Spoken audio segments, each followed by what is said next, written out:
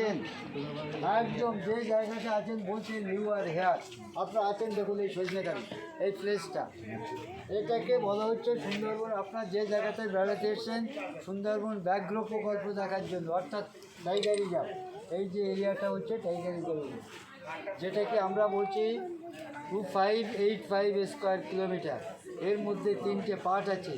একটা পার্ট হচ্ছে আপনার স্যাংচুয়ারি জোন, যে জায়গাটা আপনার ভ্রমণ করতে পারবেন, এই যে এই এরিয়াটার মধ্যে আপনাদের ভ্রমণ। অসংখ্য খাঁড়ি, যে খাঁড়ির মধ্যে কোনো লোকজন থাকে না, শুধু বন্য প্রাণী এলাকা এবং ম্যানগ্রোভ ফরেস্টটা, এবং তার মধ্যে অনেক ক্রিক আছে, ক্রিককে বলা হচ্ছে খাল থেকে খাল।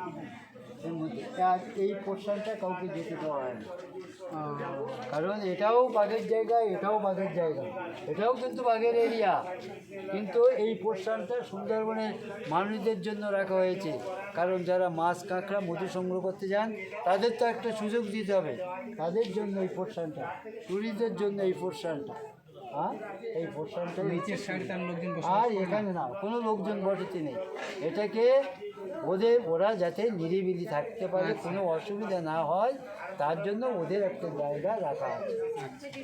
আমরা যেমন আমাদের নিরিবিলি থাকার জন্য আমাদের বাসস্থানে আমরা চলে যাই, ওদেরও তেমনি সবটাই বাসস্থান। বাসস্থানের মধ্যে একটা বাসস্থান যেটাকে কেউ কেন প্রবলেম না করে, কেউ যেন ডিস্টার্ব না করে। আসুন আমার সঙ্গে একটু বলেন। এটা আমি বলছি, ঠিক আছে। আমরা তরুণী